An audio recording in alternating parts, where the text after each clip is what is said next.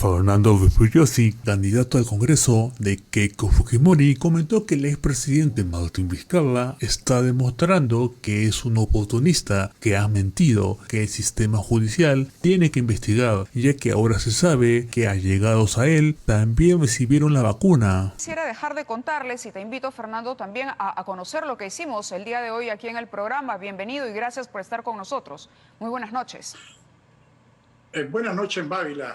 Mira, nosotros te cuento, hablamos con Germán Málaga, y creo que lo puedo decir, hablamos con el doctor Málaga. El doctor Málaga entendía, su respuesta fue que él no podía declarar o prefería no hacerlo, abstenerse de declarar, porque consideraba que esto se estaba prestando a un manejo político, que le hacía mucho daño a la ciencia y a los esfuerzos de los científicos peruanos, sobre todo, para sacar adelante estos estudios médicos. Eso por un lado. Por el otro también, y como ya de alguna manera se contó en el noticiero, también conversamos con el señor Walter Martos. El señor Walter Martos fue presidente del Consejo de Ministros del expresidente Vizcarra. Él también entendía que no era el momento pertinente, además tenía asuntos personales que resolver hoy, pero lo que sí ha quedado claro es que el señor Martos, en efecto, le dice a Vizcarra que él considera que no es una buena decisión, pero que ahí se acabó la conversación con Vizcarra y que se ha enterado el día de hoy por la prensa de que Vizcarra, sí, en contra de su recomendación, había pedido ser inoculado.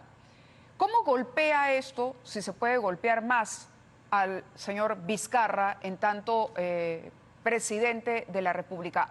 Cecilia Valenzuela y yo hablábamos al inicio de un claro aprovechamiento del cargo, pero me imagino que tienes alguna otra lectura que aportar. Claro, Mávila, es verdad, hay un aprovechamiento descarado del cargo para vacunarse él antes que los 33 millones de peruanos. Cuando él estaba en el cargo, todos los días morían muchísimas personas y él, sin embargo, el capitán del barco era el primero en tratar de salvarse, dejando que el resto se hunda. Realmente eso muestra la calaña de Vizcarra. Y yo creo que aquellos que lo apoyaron, aquellos que lo respaldaron, aquellos como los del Partido Morado, que ese domingo quisieron que Vizcarra vuelva a la presidencia de la República después de que había sido vacado, todas esas personas deberían reevaluar realmente lo que hicieron y lo que pensaron de Vizcarra, que está mostrando que era un oportunista, un aprovechador descarado. Claro, pero en ese momento, Fernando, valgan verdades, nadie tenía idea, hoy el país se ha detenido ante esta información. En ese momento, más que la defensa, seguramente habrá quienes defendían a Vizcarra, pero más que la defensa de Vizcarra era la preocupación precisamente por poner a un país donde se morían tantos peruanos cada día, generar mayor inestabilidad. Lo que ha demostrado el tiempo es que en efecto, con esta información, uno quizás sí podría hablar hoy de incapacidad moral en el caso del señor Vizcarra, porque sus otros procesos van a ir a la Fiscalía y claro, la Constitución dice se resuelven cuando termine el mandato, pero en este caso sí parece, y me atrevo yo, porque esto es un análisis propio, a que esto sí habla muy mal del ropaje moral del señor Vizcarra, de su categoría, ¿no? Y además le hace daño a la investidura presidencial. O sea, pero claro, va a haber un costo político, ¿tú crees?, sobre su candidatura, sobre la candidatura del señor Salaverry. ¿Cómo se mueven nuevamente las fuerzas acá? ¿Los morados saldrán golpeados por haber expresado un apoyo a la no vacancia? Yo creo que sí, coincido plenamente contigo. La incapacidad moral que establece la Constitución y que se aplicó en noviembre correctamente para Vizcarra, adecuadamente para Vizcarra, creo que ahora está clara para todos los peruanos, incluso para aquellos que en su momento dijeron que no era adecuado y dijeron tonterías como que era un golpe, etc. Ahora, ¿eso va a tener repercusiones políticas? Bueno, depende. En la política las cosas no caen del cielo, las cosas no suceden espontáneamente.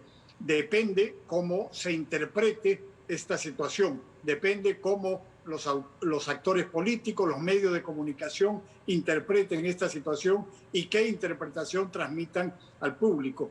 En mi caso, yo creo que es evidente que ha habido un aprovechamiento absolutamente indebido de su cargo para vacunarse él, para vacunar a la esposa, no solamente él. Además, Vizcarra ha seguido mintiendo descaradamente hoy cuando dice que se sometió a la prueba. Está claro y hay evidencia de que no se sometió a la prueba como los 12.000 voluntarios. Él se vacunó con la vacuna de verdad, no recibió un placebo, se vacunó con la vacuna e hizo que vacunaran a su esposa y según están circulando rumores, además, otras personas de su entorno también fueron vacunadas. Esto realmente es un comportamiento criminal, que él se vacune aprovechando su cargo, dejando que el resto de peruanos, que los peruanos que estaban en la primera línea, los médicos, las enfermeras, los policías, 500 policías que han fallecido, cientos de otras personas de la primera línea de defensa del Estado, ya no estamos hablando de las víctimas civiles, sino la línea de defensa del Estado, siguieran muriendo mientras él se salvaba con su familia y sus amigos. Realmente es un comportamiento criminal. Hasta el momento solo sabemos de él y de su esposa.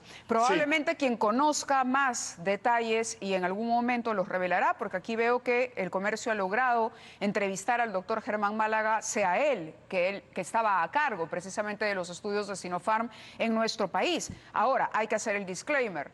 Fernando Rospigliosi es un rival de Martín Vizcarra en la contienda electoral, ¿correcto? Entonces, a ti también te conviene que Vizcarra se derrumbe, ¿no es cierto? No, mira, si yo el día de ayer hubiera empezado a criticar a Vizcarra, no.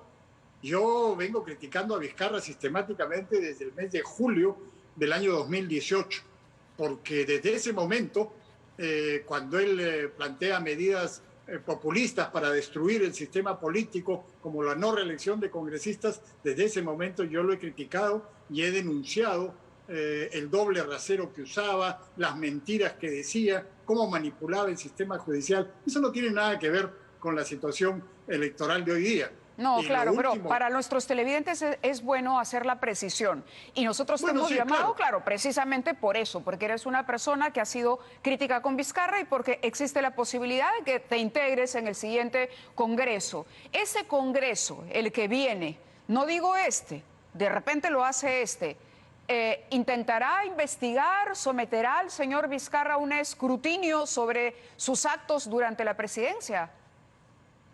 Mira, yo supongo que sí, pero a mí me parece que tanto el siguiente Congreso como el siguiente gobierno a lo que tiene que dedicarse básicamente es a resolver los problemas del país, a resolver el problema de la salud, el problema de la economía y el problema de la seguridad, que son los problemas más acuciantes. Yo creo que el sistema judicial es el que tiene que investigar y eventualmente sancionar a Vizcarra. Ahora, el problema está, y eso es lo que te decía antes, que yo lo vengo señalando desde hace tiempo, que Vizcarra fue muy hábil y muy astuto para manipular el sistema judicial y poner en los cargos más importantes a gente allegada a él, que lo protegieron y persiguieron a sus adversarios. Por ejemplo, y eso por ejemplo, estamos viéndolo ahorita con el Jurado Nacional de Elecciones. O sea, el periodista Ricardo Uceda lo acaba de denunciar y Uceda lo ha denunciado en el diario La República, que no es un diario que ha sido opositor ni es opositor hoy día a Vizcarra. Es decir, estamos viendo lo que ha ocurrido en el sistema judicial desde el año 2018, cómo él puso a Zoraida Ábalos en ese cargo, por ejemplo, en la Fiscalía de la Nación. Y entonces ese es el problema que tenemos. Ese sí es un tema que el siguiente Congreso y el siguiente gobierno deberían asumir. Y es cierto, este sistema judicial está manipulado. No hablo por el Jurado Nacional de Elecciones, pero sí es cierto que hubo un distanciamiento entre Zoraida Ábalos y el equipo especial, en cuanto el equipo especial empezó a revelar la información que vinculaba a Vizcarra.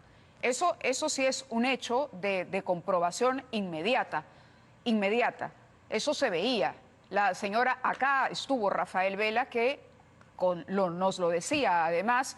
La señora fiscal no le atendía las llamadas desde hacía un muy buen tiempo. Es decir, la llamaba el coordinador del equipo especial Lavallato y Zoraida Ábalos no levantaba el teléfono en el momento en que se destapaban estas investigaciones en contra de Vizcarra. Es grave. A nivel penal, ¿cómo ves la situación? ¿Esto va a terminar en un juicio político contra Vizcarra? Yo espero que esto termine en un juicio en el sistema judicial. Mira, ¿Hay elementos para llevarlo por este tema concreto de la vacuna a un nivel judicial o no? Yo creo que sí. Bueno, por lo menos, yo no soy abogado, pero por lo menos he visto, por ejemplo, que el doctor Carlos Caro ha publicado ahora varias declaraciones y ha puesto en el Twitter un largo hilo señalando cómo probablemente haya cometido algún delito. Sí. Pero yo creo que, y yo lo vengo diciendo desde hace tiempo, Vizcarra va a terminar preso si es que el sistema judicial funciona, porque los casos de corrupción de Moquegua, que ya se han hecho públicos a raíz de la investigación del fiscal Germán Juárez, son más o menos evidentes. O sea, está clarísimo que haya habido casos de corrupción muy importantes, que por el hecho de que él era presidente de la República fueron ocultados, demorados, pero finalmente han salido a luz. Entonces yo creo que por esos y por otros casos que ya se están investigando, Vizcarra debería terminar en la cárcel. Ahora, esto se añade, es un elemento más, pero yo creo que ya hay otros casos que son lo suficientemente sólidos que deberían llevar a Vizcarra a la prisión. De acuerdo, Fernando, te agradezco mucho que hayas estado esta noche con nosotros, participando del análisis de esta información.